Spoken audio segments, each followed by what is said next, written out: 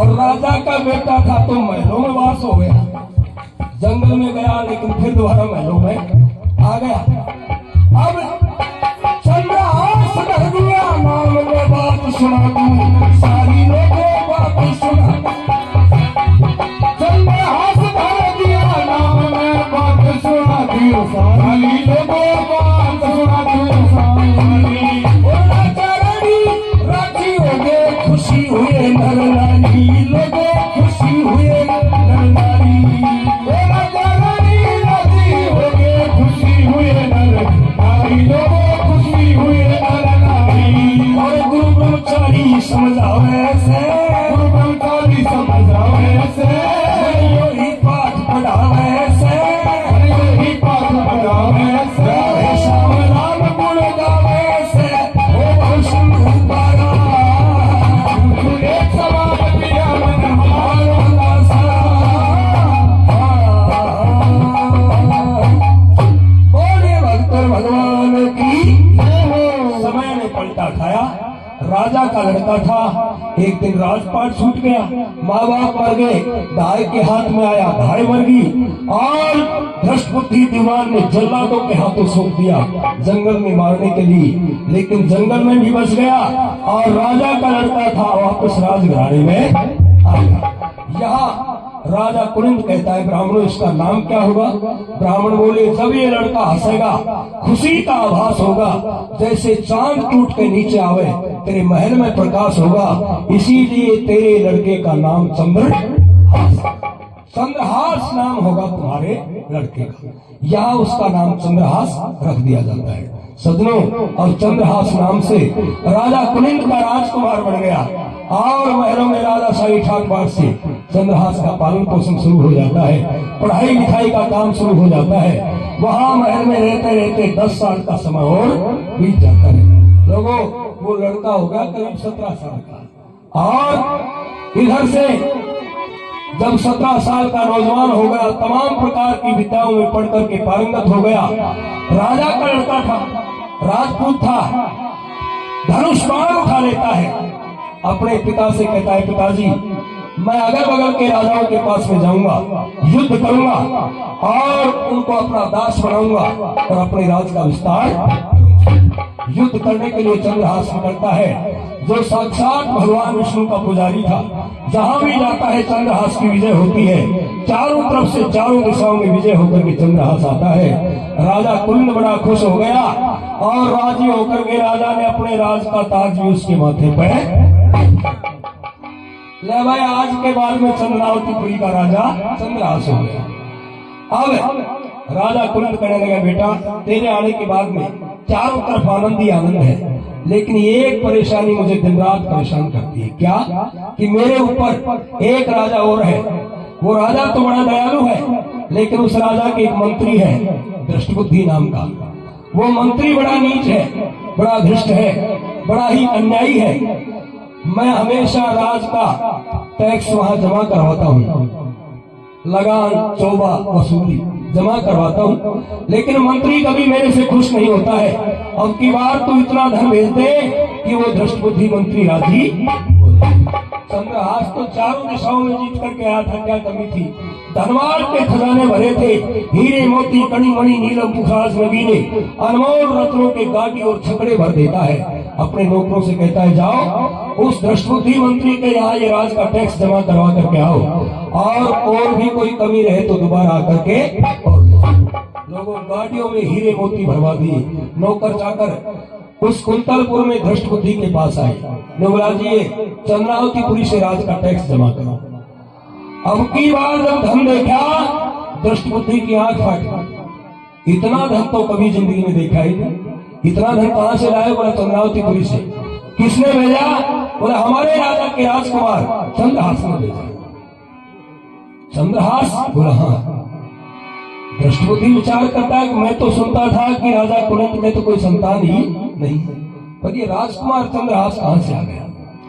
और इतना धन आया है तो जरूर राजा को कोई ना कोई खजाना मिला है। मैं कल ही जाऊंगा और वो सारा का सारा खजाना ही उठा करके यहाँ, लालची था ना, लोभी था। दूसरे दिन वो धृष्टबुद्धि खुद तैयार हो जाता है कहा चंद्रावतीपुरी में जाने के लिए। मैं उस खजाने को उठा करके जाऊंगा यहाँ। धन के लालच में दृष्टबुद्धि तैयार हुआ। जैसे ही कपड़े लत्ते पहन करके रवाना होने की तैयारी हुई, दृष्टबुद्धि की घरवाली सामने हाथ जोड़ के खड़ी होगी। पतिदेव कहाँ जा रहे हो? बोला मैं चंद्रावतीपुरी में जा रहा हूँ। तो बोले एक काम मेरे भी कर दिए। क्या काम है?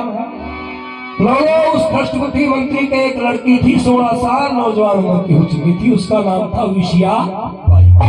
विशिया बाई। वो माँ को चिंता हो गई कि बेटी रावण साहु होगी, तो नो बोली जाओ, लेकिन मेरी बात सुनते जाओ। क्या?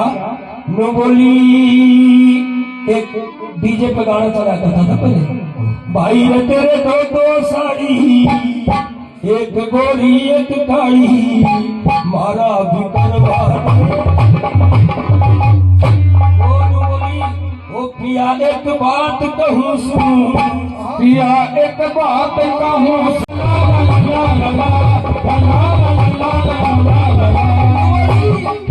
बोली मारे जैसा ऐसा घर बार देखिए, मारे जैसा ऐसा घर बार देखिए, मारे जैसा कोई रिश्तेदार देखिए, मारे जैसा कोई रिश्तेदार देखिए, मारे जैसे मेड़ का परिवार देखिए, मारे जैसा मेड़ का परिवार देखिए, और जोड़ी का भरतार देखिए। छोरी का क्या करना है? कोई लड़का देखना, नो बोली क्या कर देगा? नो बोला बता फिर क्या कर देंगे, बता फिर क्या कर देंगे, नो बोली क्या कर देंगे, बता फिर क्या कर देंगे, बोली क्या कर देंगे। जगत जागा मेरे सुनाई का एक बात कहूँ सुन, जोड़ के हाथ कहूँ सुन, यारे राखे विशिया बाई का।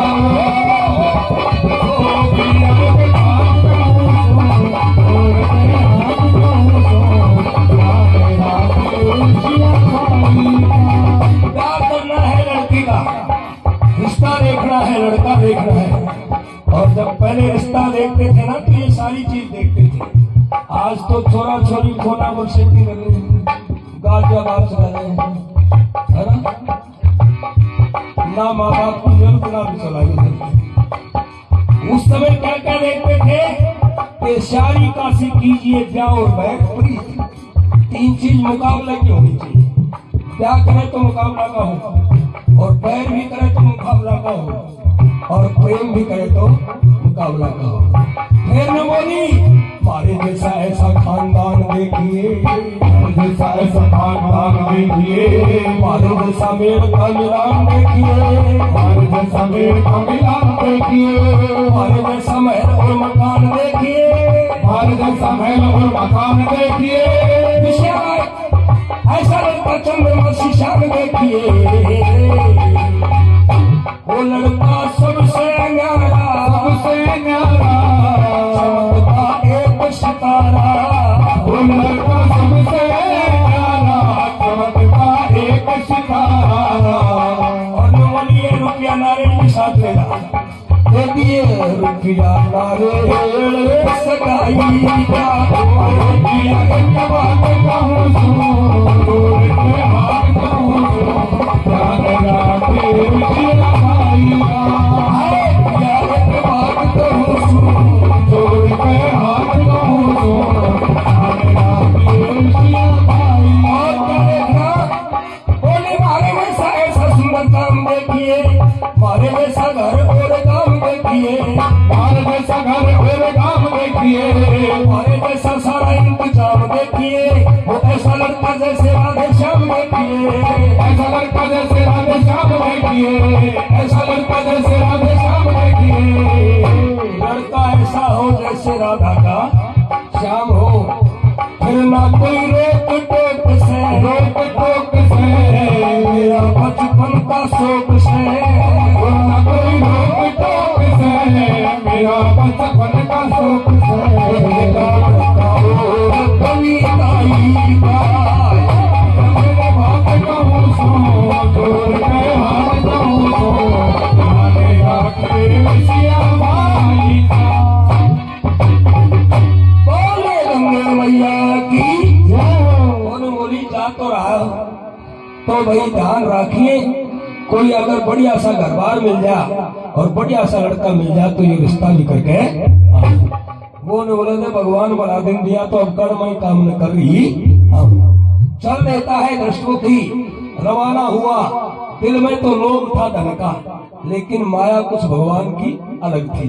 लोगों, चंद्रावतीपुरी में पहुंचा और चंद्रावतीपुरी का ठाट बाट देखा, मंत्री के मन में कपट आ गया, कोई ना कोई जरूर खजाना मिल गया इस राजा को। राजा से मिलकर के बात करता है, राजा मैंने सुना है कि तेरे यहाँ कोई लड़का भी है। राजा महल में बिठा करके मंत्री से कहने लगा, मंत्री जी लड़का भी है, लेकिन आप अचानक क्यों परेशान हुए? कोई नौकर चाकर भिजवा देते, कोई बात होती, मैं खुद आ जाता। तो बोला, राजा मैंने सुना है कि तू आजकल बहुत घमंडी हो गया है, तेरे कोई लड़का भी है? तो बोला, हाँ जी जरूर है लड़का। कितनी साल का है? बोले जी 17 साल का। 17 साल का लड़का हो गया?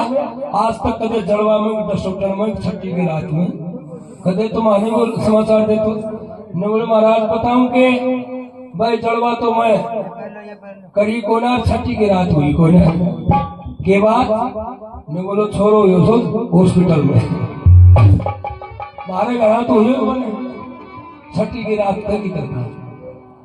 मंत्री बोला मैं समझा नहीं। बोले समझाने की बात यह है कि आज से करीब 10 साल पहले मैं आपके राज के नजदीक एक जंगल में शिकार करने गया था। वहां ये लड़का रो रहा था, इसके कोई माँ बाप नहीं थे, मेरे कोई संतान नहीं। महाराज ने तो वहां से उठा के लाया था, बता किसकी छठी की रात कर दूंगा। वो मंत्री बोला अच्छा ये बात? बोला हाँ, तो जरा हमें भी दिखाओ तुम्हारा लड़का। उस समय राजा कुलिंग ने आवाज लगाई, बेटा चंद्रहास जरा अंदर आओ। हमारे बड़े घरों से मंत्री जी खुद ही आ गए हैं, जिनका डर था वो खुद ही आ गए हैं, वो तुम्हें देखना चाहते हैं। उस समय चंद्रहास सिर पे सोने का मुकुट धारण करके, गले में मणियों की माला पहन करके, कमर में तलवार लगा करके चंद्रहास जब चंद्रमा सा चेहरा लेकर के मंत्री के सामने आया और वो सूरज की किरण पड़ी और वो जब किरण से किरण मिली, पड़का सा पड़ा, बिजली सी टूट के मंत्री की आंख बंद हो गई। राजा कुलिंग मैं लड़का देख रहा हूं या कोई सूरज का टुकड़ा है? मैं बोले महाराज तो सूरज ही समझ ले। राजा कुलिंग इतना सुंदर लड़का सच बता कहां मिला? मैं बोले महाराज तेरी नगरी के नजदीक जंगल में मिला था। कब? आज से 10 साल पहले। राजा ये बता महीना कौन सा था? बोला जी फागुन का महीना था। राजा ये बताओ तिथि क्या थी? बोला जी 11 का दिन था। वार क्या था? बोला मंगलवार था। लोगों कुछ करनी कुछ कर्मवती, कुछ किस्मत पर क्या खा गई, और उस लड़के में देखते ही वो याद पुरानी आ गई। मंत्री को पुरानी बात याद आ जाती है कि ऐसी शक्ल का, ऐसे रूप का, ऐसे रंग का एक दिन एक लड़का मेरे महल में भी आया था और ब्राह्मण कह रहे थे कि तेरे राज का मालिक बनेगा। कहीं ना कहीं जल्लादों ने मेरे साथ धोखा किया है और इस नालायक लड़के को जिंदा छोड़ दिया। अगर ये जिंदा रह गया तो ये तो जरूर मेरे राज का मालिक बनेगा। मैं तो धोखा खा गया, जल्लादों ने धोखा कर दिया, लेकिन मैं एक बार ये बच गया तो बच गया, दूसरी बार ऐसी मौत मारूंगा कि इसके बचने की कोई उम्मीद नहीं। लोगों वो दृष्टि